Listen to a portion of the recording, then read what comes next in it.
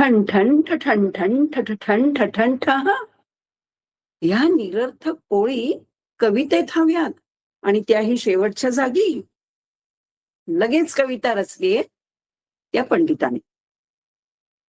रामाभिषेके जलमाहरंत्या, रामाभिषेकात पाणी आणणाऱ्या, हस्तात श्रुत हेमघट युवत्याः, हातातून सटकला हेमघट सोन्याचा घडा, युवत्याः युवतीचा किंवा युवतीच्या, सोपान मार्गेण करोती शब्दम, जिन्यानी करत आहे आवाज ठण ठण ठण ठण ठण ठण ठण ठण.